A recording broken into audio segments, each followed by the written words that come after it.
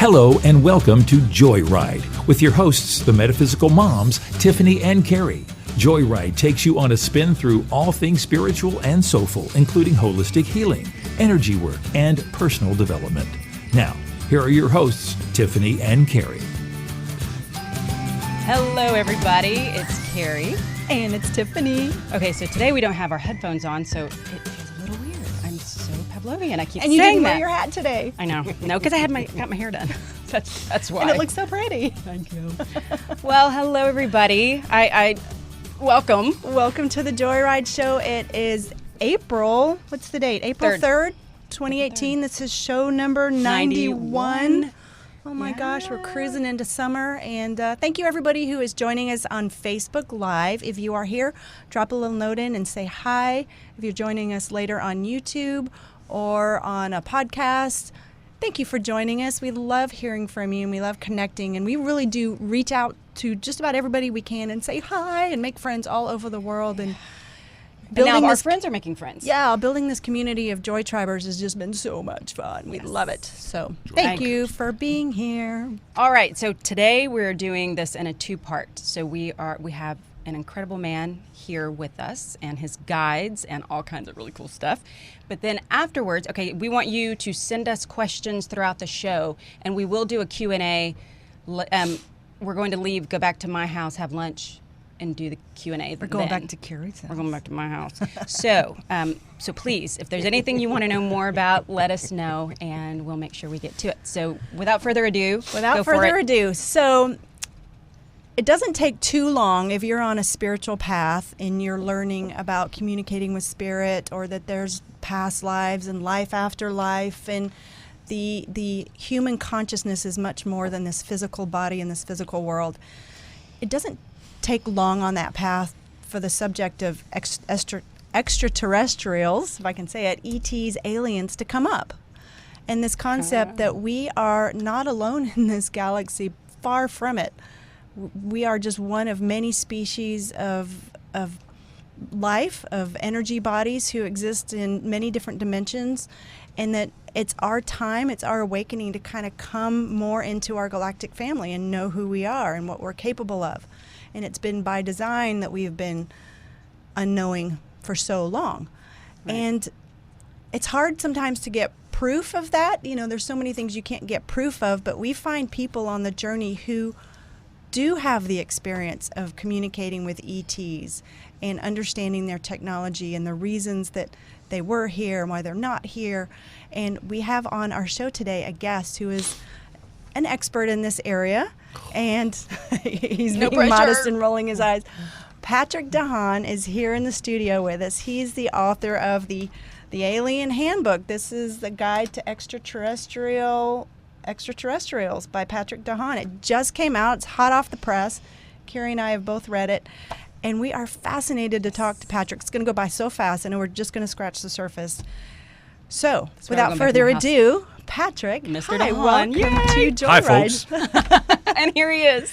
And we get lucky because Patrick is here in Houston, so he gets to come and we get to have him come in the studio today and hang out for the day. That's right.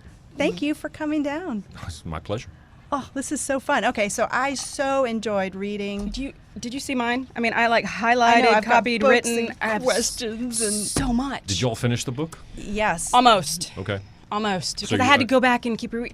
Okay, I want to start there. That was the issue. When I wrote the book, I thought, how long, how short, how perfect length. dense, how compact, how easy. Some books can be 400 pages, but the pages fly by. Biochemistry can be 50 pages, and it can take you a month. Yeah, you're cross-eyed. It depends. Yeah, exactly. So I hope I struck a good balance. It is a good balance. It did, and I love the way you broke it. You broke it up. Here is my question, though. I noticed this the first time we spoke. And I have this with Kim too. I know where people are going typically. I mean, there are these templates of people, and I mean, not that everybody's the same, but and I don't know if I don't know. Anyway, I had a hard time with that. You would go somewhere that I had no idea you were going, and you'll talk sometimes, and it just bounces right off my head.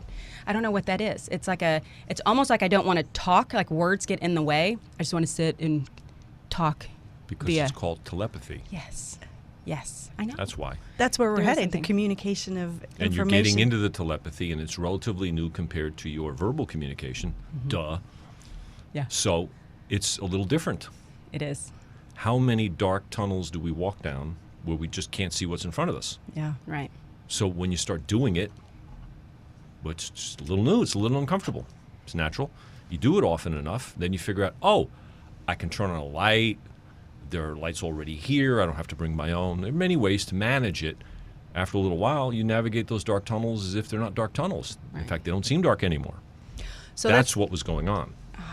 Thank you for This is explaining. channeling. This is not me. This is what's coming from my guides. Okay, so who are you? Who you're channeling your main guide, Yeah, or is yours, it just the yours team? two are kind of jumping in on this. When, for example, 4 people in the room now, 3 of us on camera, 1 handling the mechanics, Producer Bobby. producer Bobby. Thank you, Bobby. All of our guardian angel guys are all here, like a big group. So when it comes through as necessary in bits and pieces from all of them.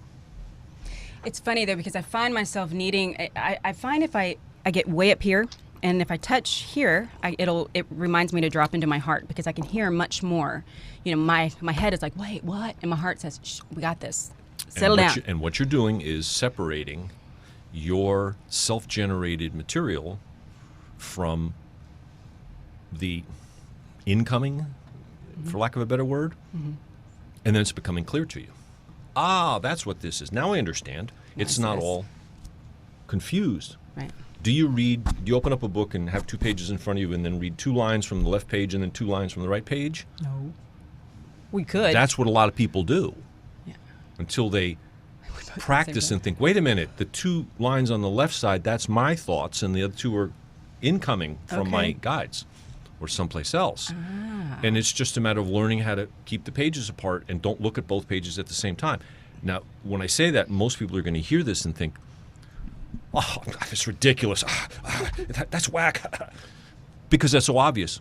Yeah. Obvious to you because it's your lifelong habit. But it's not a habit, for example, to, I don't know, a gorilla or a chimp that don't often read books, or maybe they can't read. Yeah. So they have 2 eyes, 2 pages. Yeah. Isn't that logical? It is. That's what's going on with you. So when you say, I go down here, you're doing it. You're separating the 2 and you're making it clear to yourself. In one of the first chapters of your book, you go into channeling and what is channeling in your experience, your life experience with channeling, and how you always heard this, but it wasn't until your 40s that you actually started really understanding what it is and exploring it and walking that path. Because you can't see the back of your eyeballs. I mean, you can't see who you are. It's like me saying, okay, what color are my eyes? I can't see them because I'm inside my eyes. I'm inside my own head. So you just didn't know that everyone didn't experience what you experienced. Correct. Or that you were experiencing it in a unique way. Correct. That's exactly right. I just thought, like I said in the book, that the way my mind worked was the way my stomach worked or my lungs worked. There's air you breathe and Just the way it is. you don't think about it. It just works. Who the way thinks it works. about it? Pulmonologist, Right. MD, RN? Right. I don't have to remember, oh, yeah, I didn't breathe. You know, yeah. Does anybody eat and say, oh, there's this stage of digestion and then there's this stage? No. All the time.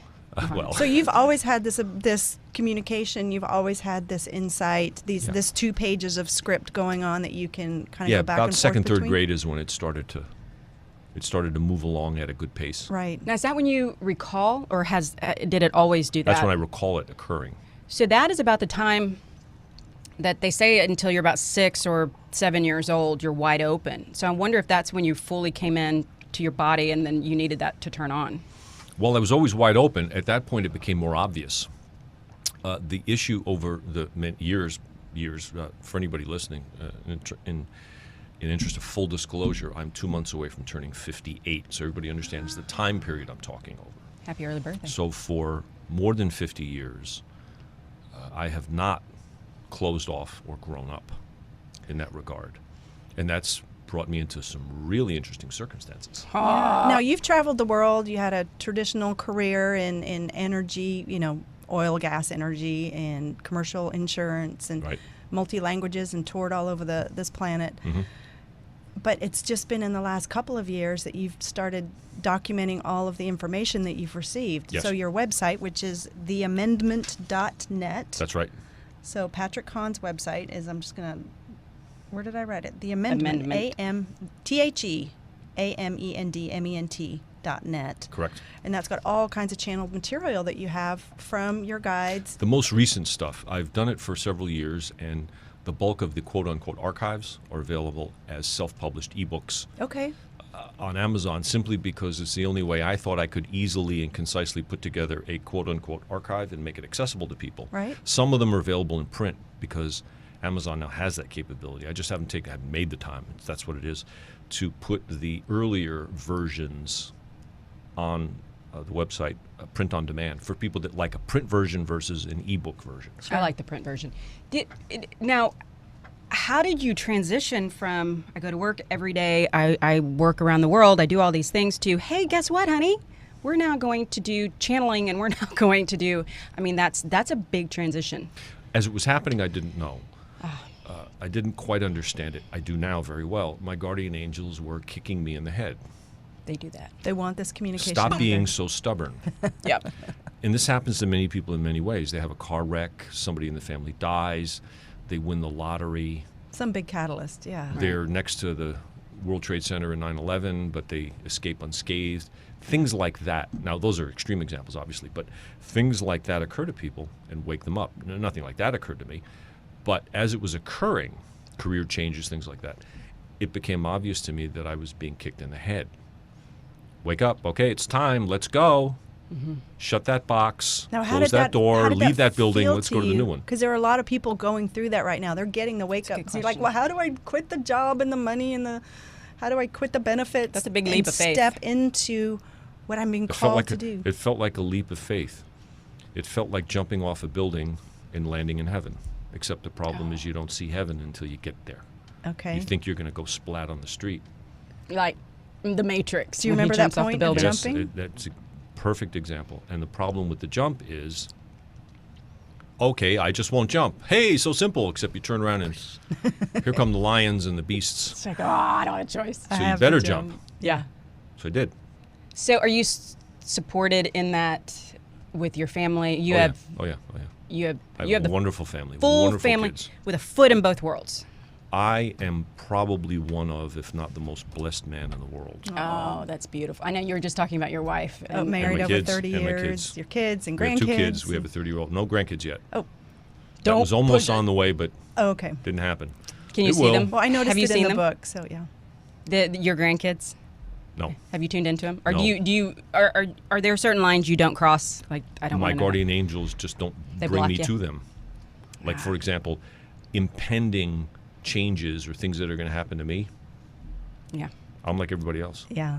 Everybody says that. For the most part, everybody says that. It's They like I don't- can they get it for don't everybody clue but me me. in on Yeah, they're- big things that are planned. Now, if there's a danger or a risk and I'm not supposed to participate, but I might end up in the middle of it, oh, hell yeah, alarm bells go off. Really? I know Sarah, hi Sarah, I see Sarah's watching, but Emma had told us you're not exempt from the trials and tribulations of human experience. You have to go through it too, just like I'm everybody here else. to be a part of it.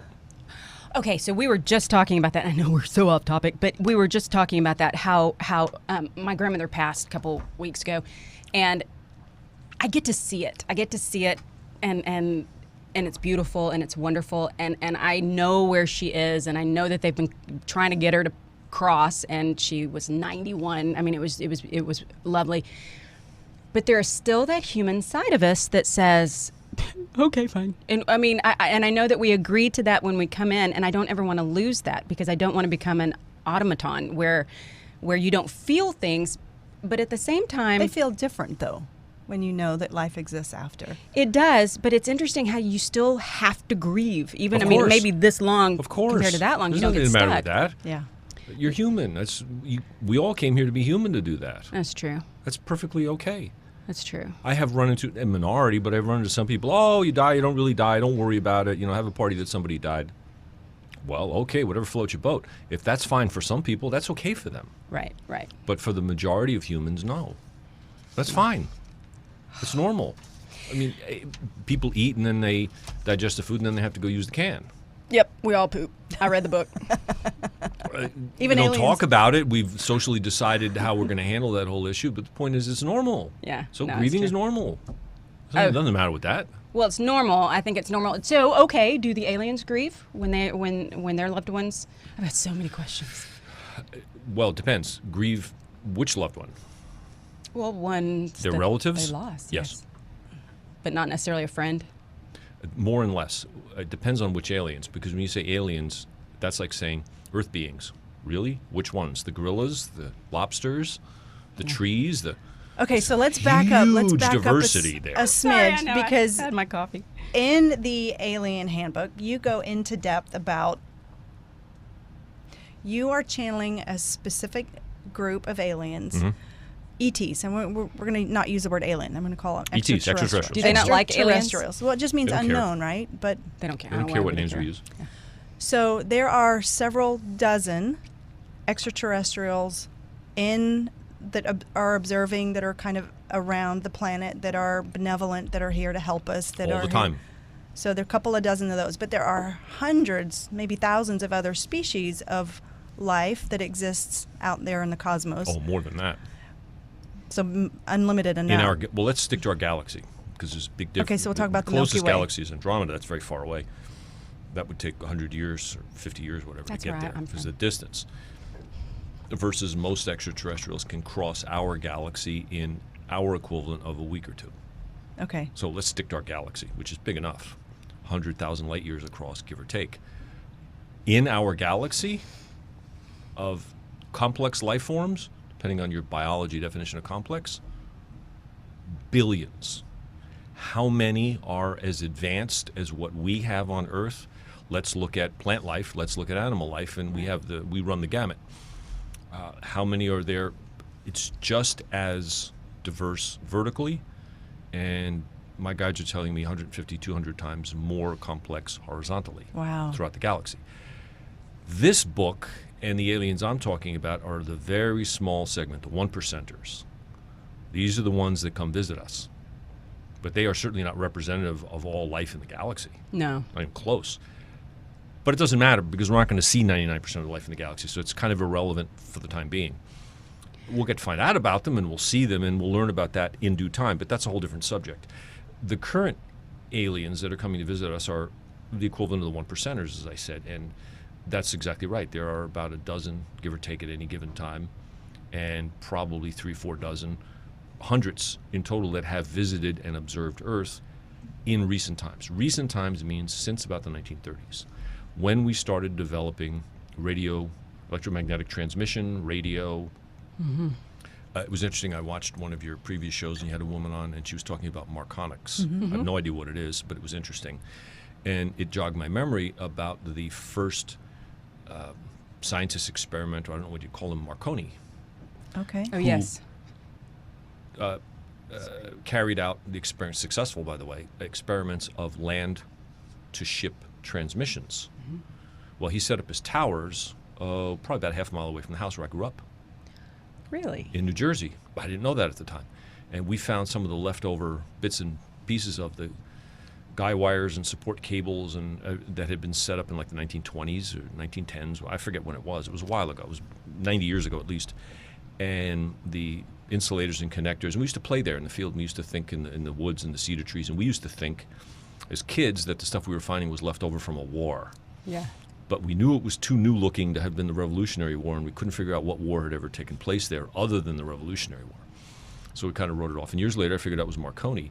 And then they're talking about marconics. I wonder if there's a connection between There the is. names. No, there is actually, and I'll show you the book back at the house. Okay, very good. So anyway, that was the beginning of us getting a lot more attention when we developed electromagnetic transmission.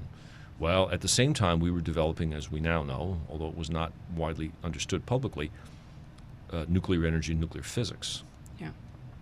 And then we figured out how to make a bomb. But the last part we figured out by harvesting clues from a crashed extraterrestrial vessel. And the example I've used before, it's not in the book, but the example would be, let's say we had a Beechcraft or a Hawker private aircraft twin turbo, turboprop, and it goes down Brazilian jungle, someplace in Southeast Asia, where the native population that barely knows about the modern world finds it, but they really don't know what airplanes. They might have seen one in the air, but that's all they know. Could they figure out how to make it run? Sure, if it wasn't damaged in the crash. Could they design and build one? Of course not. They couldn't even dream about that. They didn't have a factory, nothing. But could they make that engine run? Yes, they could. They could figure out clues from the instruments and the controls how to get the engine going if it was serviceable. That's what we did. So we found devices, essentially the equivalent of nuclear reactors, aboard the crashed vessel or the remains of the debris, and harvested the clues, and we figured out how to set off a nuclear explosion. Now, the difference is, how would we as humans develop a small, precise explosion, very small to do whatever, versus set off a case of dynamite? All we know how to do with nuclear energy right now is set off a case of dynamite. We know how to use lower enriched materials and how to put lead buffers, or I don't know what the exact term is, into the fissile material to slow down the reaction and prevent it from running away, and then we use that heat for power generation. So nuclear reactor, we know how to do that, and we do that in Navy ships, etc. Or we have bombs. But we've barely learned how to scratch the surface with the proper use of nuclear energy. Basically, we know how to spew radiation when something goes wrong, use it to our advantage in some situations, or to slaughter one another by the millions.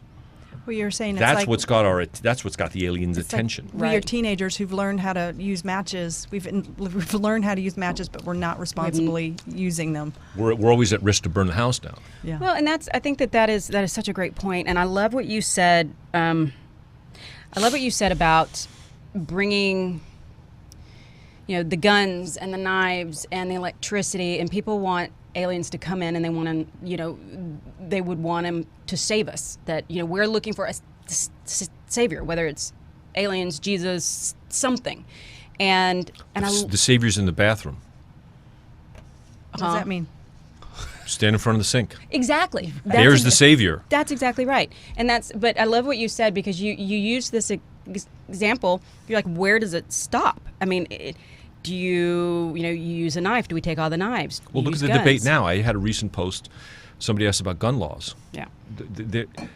A very, very, very, very well thought out, earnest, honest, completely misguided set of questions. And my guides were very clear. They said, when humans find guns that pull their own triggers, you'll be able to consider that. That day ain't coming. Right. Who makes them? Who sells them? We Who do. buys them? We do. We do. There was a quote in here, and I can't see it Up right until now. that point, then it gets sticky. Who gets the ammunition? Who loads it? Who puts the ammunition in the gun? Who walks around with the gun? Well, up until that point, that's manageable. Right. Called cops, self-defense. Then, who finds a target? Who pulls the gun, points it at the target, and then fires? These are all separate steps. Right. Who does that? Humans. We do. The individuals. That person in the bathroom, in the mirror. That's who does it. So when we confront our own decisions, we'll find the solution. Exactly. And Aliens are not coming to solve troubles on Yeah, Earth. they're like, you need to clean up and be responsible. And that kind of goes along with the free will idea. We have, to a great extent, except, and this is what frustrates the aliens. Well, very few of them have hair, but if they did, they'd be pulling it out. This is what frustrates the aliens. For example, look at the history of England. What was England 1,000 years ago? What was England 500 years ago? And what's England today in Much terms more of peaceful. violence? Now, they're Yeah. having an interesting thing. There was an article the other day saying now in Greater London, the homicide rate, intentional murder, is now surpassed New York City. Really? What? Yes. Now, that says as much about New York City as it does about London, that violence is down and continues to stay down in the United States. But it's not a gun. It's a car or a truck or somebody driving into Knives are a big part knives. of it. Okay. So take away the knives. Take away the steak away the knives. Well, that's- take away the take cars. away This is the electricity. big problem that the aliens give me. They say, okay, somebody that's been murdered negligently or intentionally, and we'd call that manslaughter or murder 1, murder 2, murder 3. And I have no idea what the distinctions are in the murder laws, but the aliens say, oh, so the human idea is that because we accept knives as being a very necessary thing, duh, of course. When there's a murder that's been committed with a knife, is somehow that murder victim, that's a more noble thing than somebody that's been murdered with a gun because the only purpose for a gun is to kill other people, whereas a knife has other purposes. Right. Well, okay, tell that to the family of the murdered victim. Right. Do they give a rat's ass? I bet they don't. There's a bigger issue. We got to back away from the gun, the knife, the ammunition, the poison, the guy going 80 miles an hour drunk, and on and on. And the list is unending. We've got to back away from that and say, why do we do these things? Right. See, and that's... And why have we improved so much? And we have. We've improved dramatically compared to historical levels. We've also dramatically increased the attention we give to the issue. It's almost as if, okay, we've eliminated a large majority of the problem. We give ourselves no credit. In other words, we're going to beat that kid for getting a 90 on his exam because there's 10% he didn't get. You're looking at the negative, not the glass half empty. Well, we should look at the negative, but not only the negative. We've got to look at the glass, the water in it, where'd the water come from? The whole thing. What are we doing with the water? Where'd the glass come from? How do we make the glass? What are all the steps in the process? There's a big picture, not a small picture. The reason, and my guides are telling me this, the reason this is being done is for political gain and power. There is no reason for us to focus on murder and then say, ooh, bad gun, and completely ignore all the other parts of murder. Right, right. See, There's a bigger picture here, and it's human behavior and why we do it. And they give me the solution, the guy. And the aliens have said the reason you murder one another is because you teach it to one another. Okay, so you said that in the book, or you said that somewhere. Yes, in the book. And tell me, how do we teach it? Because we have 5 boys between us, and I want to make sure I'm not teaching them that. Find me a video game where winning does not involve slaughtering a whole bunch of something. Yep. Where's that video game? Okay. Find me a action movie made in the past 50 years that doesn't have some superhero that's using deadly weapons in some way. Yep. Right. So we are Here's an conditioned. experiment that I wouldn't suggest most parents do, but it's a very telling experiment. Get a very obvious looking handgun and check it, make sure it's not loaded, or do whatever's necessary, and put it in front of kids. And I wouldn't recommend that parents do this. This is a big step to make. But if it were done across the board, in front of kids that have never handled a firearm before, put it down and tell them it's okay, you can pick it up. They'll do what you tell them. In fact, they'll be very intrigued because they've seen them on TV or whatever. 9 out of 10 will pick it up and put their finger on the trigger. How do they learn how to do that? How many parents whine at the kids about how to hold their fork? That's true. They'll pick up the fork and they'll hold it like a shovel because that's what's easy. Yet all the kids seem to have to figure out how to put their index finger, assuming they have one. Some kids might lose it or whatever, but if they've got 5 digits, even 4 digits, they'll put that index finger on the trigger. How do they know how to do that? They've been taught. They've been taught. Right. That's what. Now, most of us are quote unquote taught how to kill others, and we don't. But you've In got America, Some of us are. We're very proud of our guns. People are very unwilling to have any discussion about giving them away, and it's a separate conversation. I just mean it's such an ingrained part of culture in this. And here's one angle of it that often doesn't get discussed. You'll hear about, and most sane people would agree, you'll hear about some deranged will bust into a Starbucks or something and pull a gun. He's robbing the place, and one of the would-be victims said, "We're not going to do this," and stops him, shoots him. It's tragic. It's self-defense. Yeah. No, and immediately, what about the person that had to do that? How do they feel? Right. There's no win-win in this. No. Yet when that news shows up on a website, local website or something, the comments will leap in and saying, "Oh, great news makes my day." What do you mean great news makes your day? Right. Some violent person was out to hurt or kill somebody and forced someone else who's minding their own business to protect themselves and maybe step in. protect other people. That- There's no win-win. This is horrible. Imagine that dead bad guy. That dead bad guy's family. Did they invite? How did they feel? Oh no! This is a wonderful thing. This is good No, news. it's not Another it's scumbag not. bites the So dust. how do the ETs What? feel viewing? They're observing us. They're witnessing our behavior, how we That's how handle. they feel. How they because how we treat ourselves is often not the most loving. How we treat our environment and how we treat each others. There's so many contradictions in what we looking in the mirror do to ourselves and the That's people what that they're we love attempting the to most. tell us. That's why we're going through this process. That's why this book gets written. That's the minority. I mean, and you don't hear about. You only hear about the planes that crash, not the thousands that fly a day that are successful and on time and happy and well fed. And I just, we've had ET experience, and it's really funny because it was God, I was laying in the backyard and I looked up and I was talking to him. I started to cry because I realized that with separation. When was this? This was probably September, October. Last summer? Recently. This year. And I was like, oh my God, I get it. We come down, we're separate, we're born into places that we don't have a choice, and we kind of have to, because we have to be fed and we have to live. And so we're born into these good or bad homes, and you have to acclimate, and then you go out and you become yourself, but you have baggage, and yet I still find love. I still have kids, and I love them more than anything in the world. And that's the vast majority of mankind. That is. It is. But I started to cry, and I was should say womankind. I get it.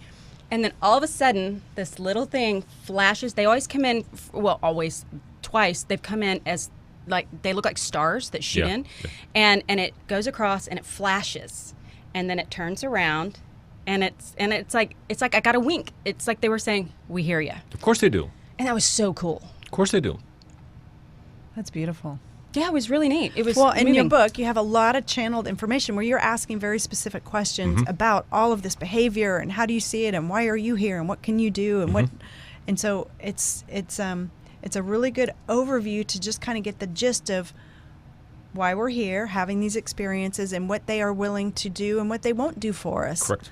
And it's for our benefit to help us evolve on our own, sort our own problems out.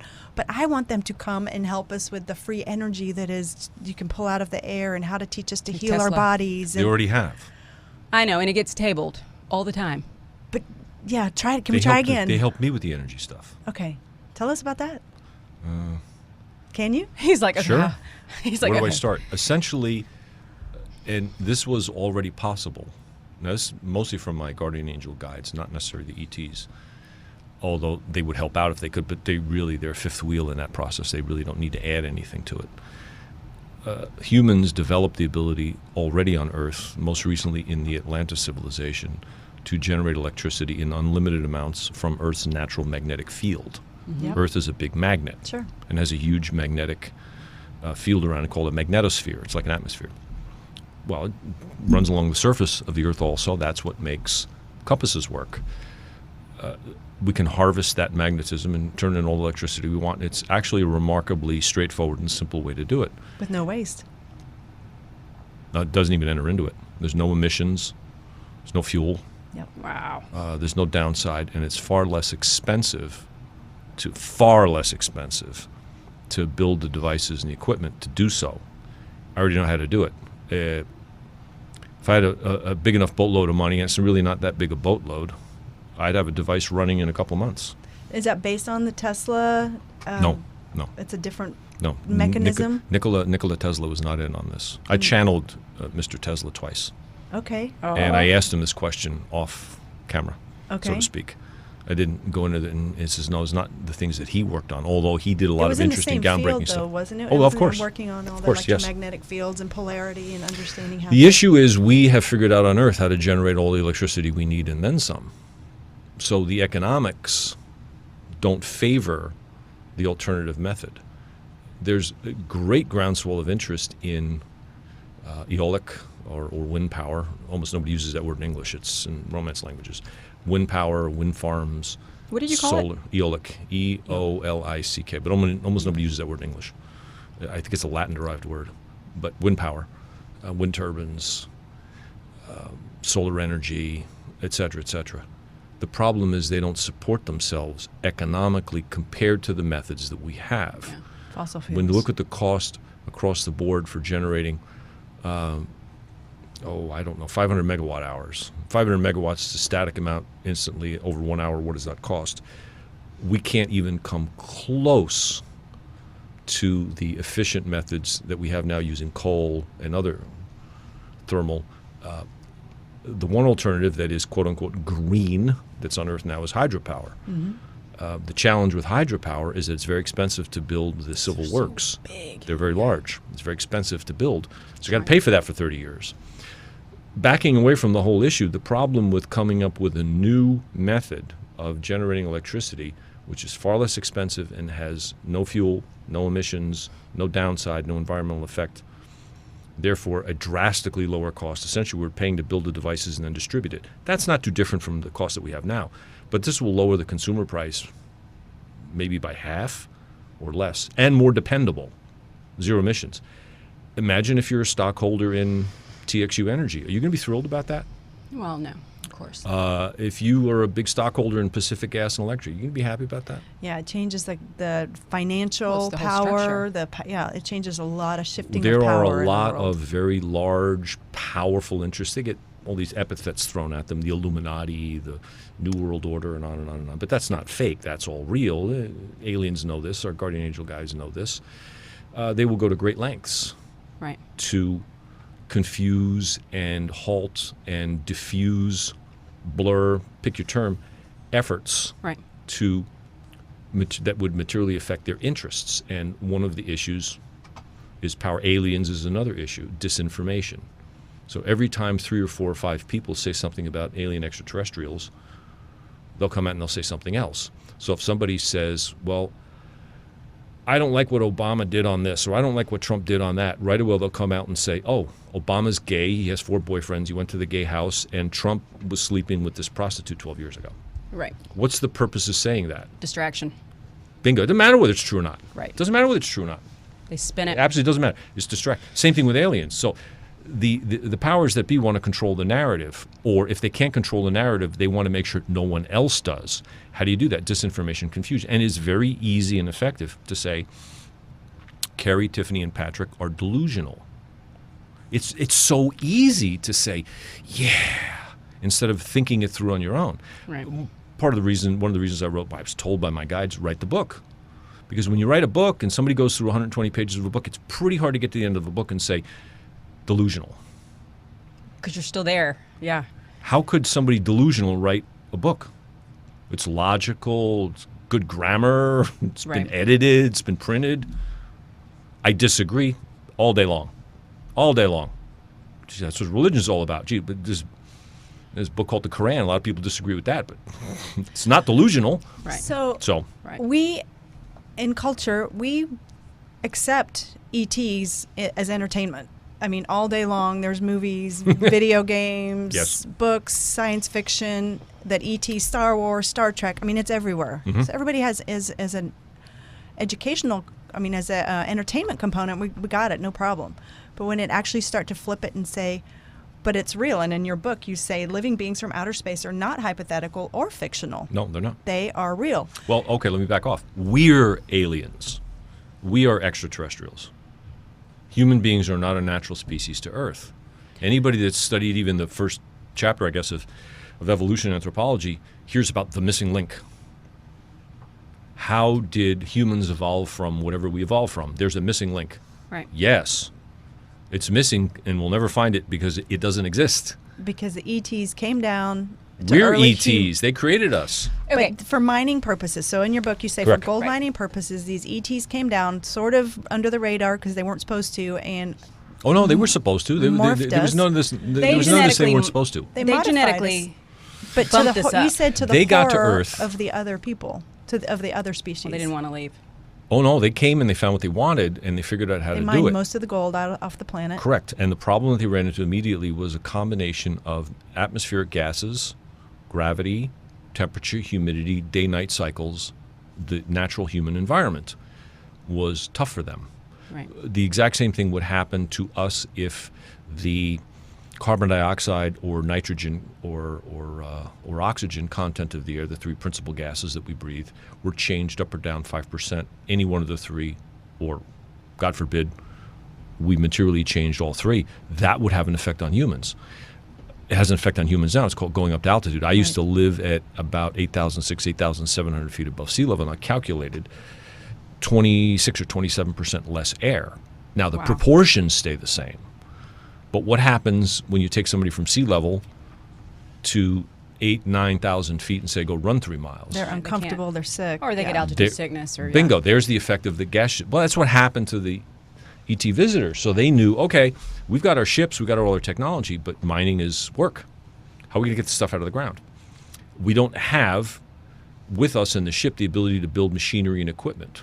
For example, we'll go and drill oil in the Gulf of Mexico, and we'll put equipment on the floor of the Gulf at 3,000 feet. You know what the water pressure is at 3,000 feet? So they build robots to do it because we can't go down there. Well, they didn't have where did they build the robots? Out in a rowboat in the middle of the water? No. They build it in a machine shop in Houston, and then they take it out. Right. They didn't have the machine shop with them in their ship. They came from across the galaxy. But they did have the ability to do scientific genetic work. That was easy. That was a lab probably the size of this room. So they did. But they did not, as we understand it now, we're learning how to mix genetic characteristics. Right. They didn't do that. They're much more sophisticated. They knew how to control and manipulate the DNA molecule. We can't do that.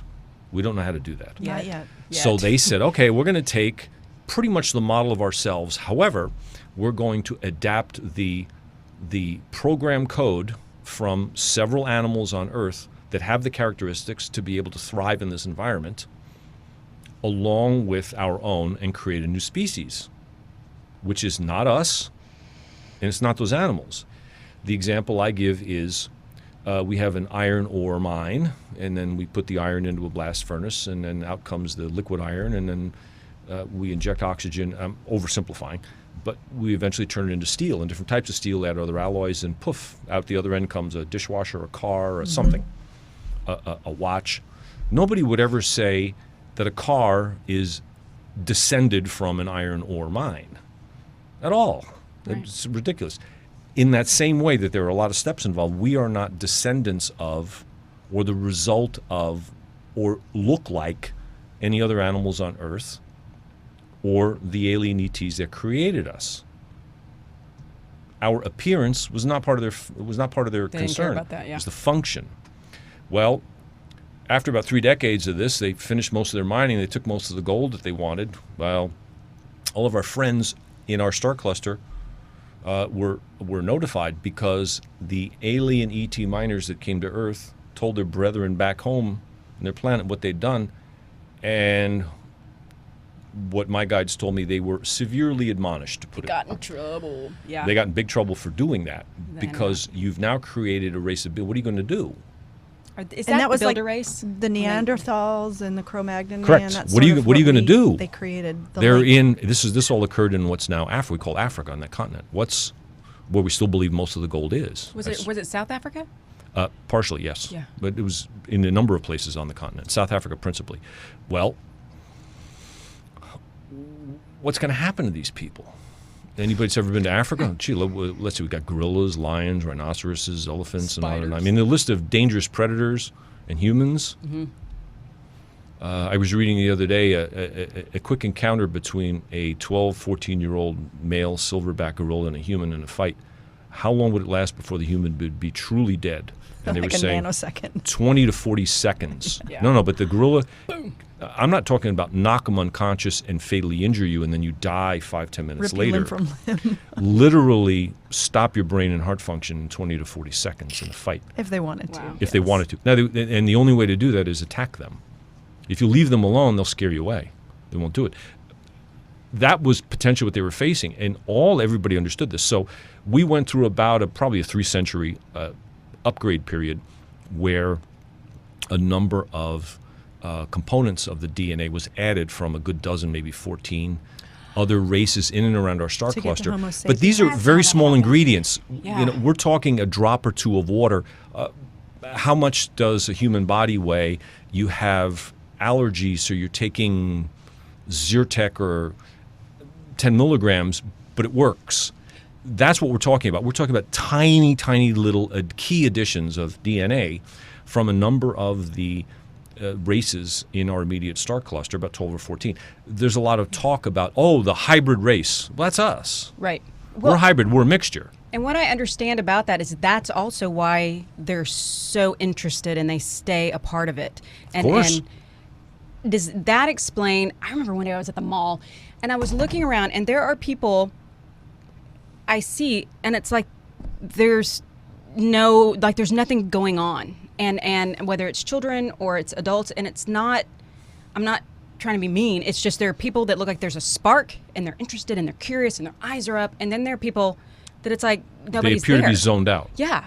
And it's just the way they are, and you wonder, maybe it's lower IQ, maybe it's I don't know what it is, but I Drugs? don't. No, we're talking like kids. I Oh, mean, we're little kids? talking like 10-year-olds to adults, but you can feel the difference in folks, and maybe it's Tiffany and I are more alike, so we hang out. You know, there's something that's the same about us. I don't know. I don't know, but it seems like folks tend to run What together. my Are guides they are telling me is different that people? some youngsters that appear that way would probably be classified as autistic if examined by a child psychiatrist or psychotherapist. Okay. But just observing them in the mall isn't. No. I mean, this is like people saying, "Oh, Trump is mentally deranged." Oh, really? And you've never examined him? Oh, Obama's this or that. You've never met him. How do you know that? Right, You don't. right. This is the same sort of thing. This is armchair quarterbacking. No, I was but just wondering many if- of them are what we would call autistic. But But that's not what they are. What they really are is exercising their life plan. They're coming to Earth to observe. Julia Cannon talks about, or not Julia, her mom talked about backdrop people. And so, and I always found that fascinating. And I don't want to get off on that. I'm just saying that it just seems like we're different races involved with different groups of folks. Like, can you kind of... Not so much, really, no. Pick Most out of the the alien Pleiadians or- extraterrestrials are observers. My second book, which I'm working on now to this one, it's called The Alien Presence. One chapter goes into the Prime Directive. But essentially it says no interference. And I mentioned that in the Alien Handbook. Nothing beyond natural forces of Earth or the solar system, the universe, or human choice can occur. That doesn't mean no contact. It means it can't be influenced. Now, is that because of what they did? Because obviously they got involved at that point when they were here. Big time. There has been a lot of contact between extraterrestrials and humans over the 100,000, give or take. In the book I said 50,000. My guides corrected me afterwards. Said, no, it's more like 100,000. That's really semantics, because how many humans have ancestors that they can track back 20,000 years? Right. So it really doesn't matter, the number. Wait a minute. I thought the Earth was only 6,000. No, I'm kidding. I was just joking. Okay, so It's about 100,000, so it really doesn't matter. if I wanted to... Corey Good said that, like, I can say all day long, I would love to meet face-to-face with an ET. And he said, no, it's between your higher self and the ET.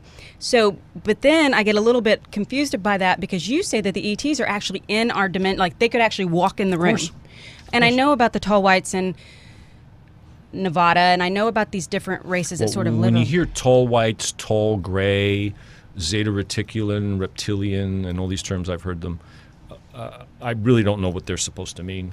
My guides tell me those are all very correct, but that's like saying on Earth we essentially have three basic humanoid types on Earth: Caucasoids, Caucasoids. Mongoloids, and Negroids. In popular terms, white boy, Asian, and black. Those are the popular terms. Now, are there variations amongst those three groups? Oh my goodness. Right. You name it. And every mixture in between. So when we say tall white, tall gray, what we're saying is Mongoloid, which only covers like 2.5 or 3 billion people. Every combination, everything you can imagine is in that group. Same thing with the white people, same thing with the black people. Everything you can imagine is in there. Those don't identify races. They just identify a certain physical body type. There can be vastly different and unrelated civilizations from different planets or different star systems that might have a physical resemblance. For example, humans most closely resemble Pleiadians, or Pleiadians resemble us, depends on how you want to look at it. So much so that many members of the Pleiadian civilizations can come to Earth and pass themselves off as a human. The challenge to doing that is to learn the cultural clues. Which And that's are? not so easy. Well, how do you stand? How do you walk? Like, for example, I've spent a bit of time over the years around Nigerian men, born and raised and spending most of their formative years in Nigeria. I've also spent quite a bit of time around men from other countries, European countries. Now I understand why American men sit the way they do, fold their arms the way they do, put their hands in their pockets the way they do. Black Nigerians. Almost all American males do that. And that's the model. American men do not stand, put their hands in their pockets of their feet like Dutchmen, Frenchmen, Spaniards, Brits, Irish a little bit. But the Irish don't really fit into the Europeans because they're a bit older, different. They're Celts. They're not Anglo-Saxons. So these are just cultural. These are cultural things. Right. Details. So, correct. So I could go to China. Am I ever going to pass myself off as a Chinaman? Well, first appearance, no. But there's much more than that, and we do it so automatically. We look at somebody and we can tell pretty much, not just by their clothing, but by their mannerisms and their physical traits. This is the same thing with the alien extraterrestrials. So a Palladian can come here, and they have, but it's a bit of work for them to pass themselves off. However, it's for observation purposes only. People will say, oh, there's an alien walking amongst us. It's meaningless. Nothing negative is ever, there's not ever going to be any consequence of this. They don't do this casually. Not even, they're doing it for mutual benefit and for observation purposes. They do the short straw. That's right. They're not doing it to affect anything. They're not going to change your society. Somebody's asking about your book again. So this is the Alien Handbook, A Guide to Extraterrestrials by Right. Patrick Haan. It's a great read. It's very informative. It's very logical, and it's you channeling your ETs and guides to answer all these questions. And to aliens. And aliens, yeah. And often you say in here, when are we going to make contact? Or that's a question that your people are asking. When are we going to have contact? And they keep saying, we already We're do. already here. We already We're have. having it now. We've been I there want forever. proof. Okay. I love what you say. I about this. want proof. You got it. What proof will you accept? Go ahead. Go ahead. I want to hear the list of proof, and you'll get it. Well, most Right away, the conversation goes, So I want you to land in my land. I your want you to ship land in my lawn. I said, in well, my okay, if lawn. that doesn't happen, that's the only proof that's acceptable. Let's go back to recent human history. I want proof that bacteria exist. right. How many times did that ever get said? I want proof that electromagnetic energy really works. Electricity, said Ben Franklin. Oh, yes, we'll fly a kite in a thunderstorm and we'll save it in a jar. Ben Franklin said that. Ha, ha, ha, says everybody today. That made battery. perfect sense in 1780. Right. I want to know about radium. There was a company that discovered radium glowed. If anybody doesn't know what it is, Google is your savior. They had workers in a watch factory painting radium onto the dial and hands of Right, watches, they and they all would got keep the brush sick. damp and lick it. They would lick it. Oh, they're They all got radiation poisoning. and died. Some of them so bad, after they died, the remains in the coffin in the morgue before the funeral would glow in the dark. Yeah. I want proof that radium is dangerous. The 1950s. Cigarette smoking will not affect your lungs. the doctors. Yeah. Go smoke. There are an endless list of examples of proof Right. that was demanded and rejected, and it was right in their face. We're having it now.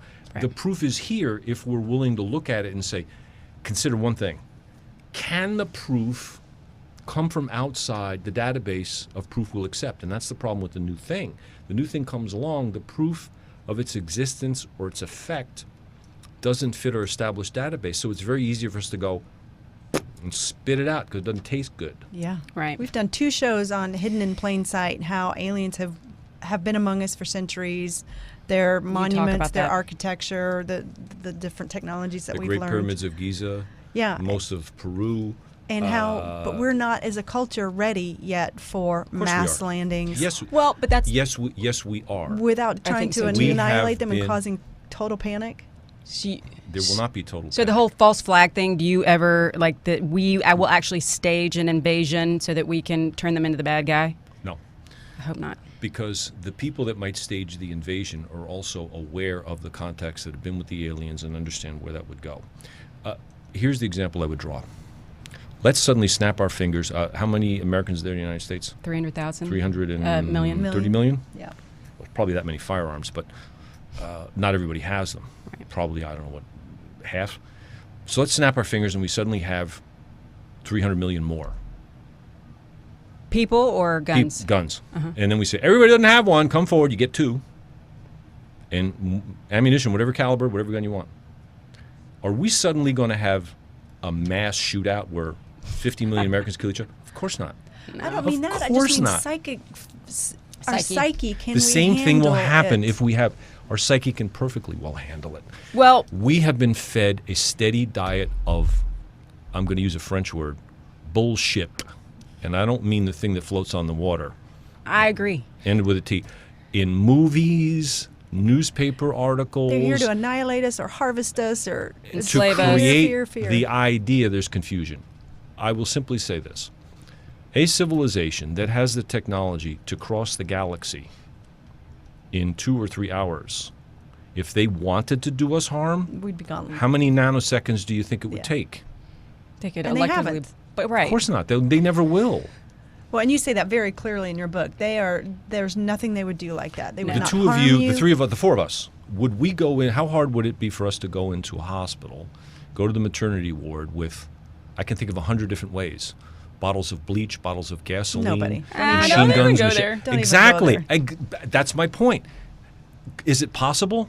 Sure. Could we all go to the top of the Williams Tower? But we'd and never leap? do it. Exactly. We wouldn't even think of it. Right. That's not an option. The same thing with the aliens. They would never even think of doing this. Okay, so I have a question quickly. I mean, again, this keeps coming up. Number one, Eric is here. course, he he's was always here. around. He was always, Yeah, he and was right Emma there. back here. Emma Looking was for the talking opportunity about, to he was saying hi. He looking did. for the He was- opportunity to pass wind. Hi, Emma. He probably, yes, exactly. Pass wind.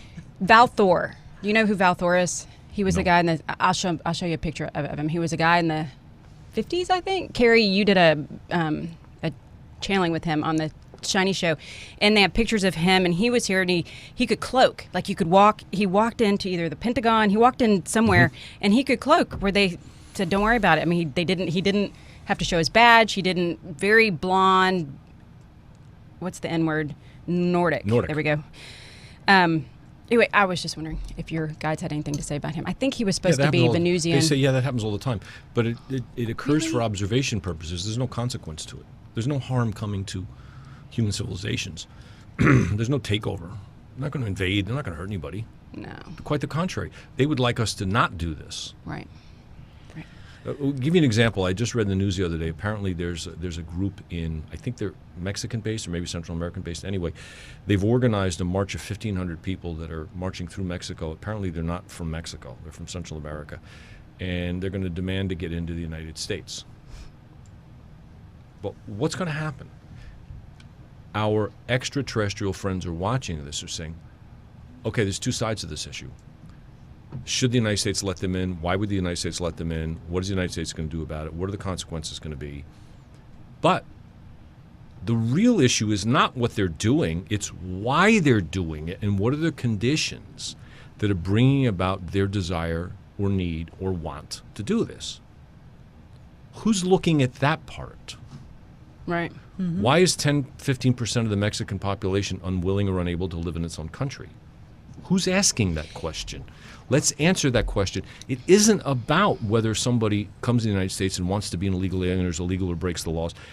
Those are all very real and serious issues. But as long as we keep focusing on that and not focusing on the real problem is why are they doing it? Syria, I said the same thing. Everybody was talking about the refugees and all of this stuff, and I said, why don't we help them fix the issue? No one wants to go live in a camp in Germany or Greece or the My guides US? just said, you said the most insightful thing. Why don't we and them? There is no we and them. It's us. We're all Yeah. together. I'm No, quoting that's you from true. your book. We understand, this is the ET saying, we understand many humans yearn for the appearance of someone to halt the abuse and harm humans do to one another, the destruction of human well-being. Any one of you feels incapable of halting on your own. The sensation of being forced to stand helplessly by a problem with no way to mitigate, solve, or prevent it looms. Large in the good hearts of the many, the majority. To this we say, you have created your mess, clean it up. Exactly. Well, there are powers that be that want to keep perpetuating But that. we Can have you the- believe we're down to a minute? I know. Oh. Okay, And so if you're 3/4? joining us on Facebook Live and if you have questions, type them in because we're going to go grab lunch and continue our conversation with Patrick, and he's going to channel and see if we can get some answers to some of your questions. I'd like So- to say to everybody that up until an hour ago, I was a Facebook virgin, certainly Facebook Live. Facebook Live. He's welcome. So now I've been broken in. Yeah, Thank you're you. broken This is in. Patrick Haan. It's the Alien Handbook. I feel really like good he's book. the David Attenborough of seeing the extraterrestrials in their natural habitat. This is how they eat. This is how they observe. They're good. And it really goes into detail, and it helps kind of just displace that fear of It we does. don't know. He's like, these are the people who are here. This is why they're here. This is what they're looking at. No And need to panic, people. No need to panic. No, they're our friends. Stay calm. Thank you so I much. want to say hi real quick to Tova and Minsuk. Oh, hi, Tova. Hi, guys. Hi, Minsuk. Thank you, everybody, for joining us on Facebook Live, later on YouTube or on a podcast. We so appreciate you. Thank you for Patrick for being here in the house. This is his first. I hope Thank you for inviting me. It was Many. an honor. It was a This was pleasure. It's just always scratching the interesting. surface of this conversation. It's really so It's fascinating. insightful. I'll come back as often as somebody's willing to have me. Yay! Nice. Okay, it's a date. All right, All right, guys. we you will have a great continue. week. And next week we're on Monday. Yeah, we're having a time change. Monday at 10:30. Yes. All right, everybody have a great Y'all take week. care. Bye. Bye.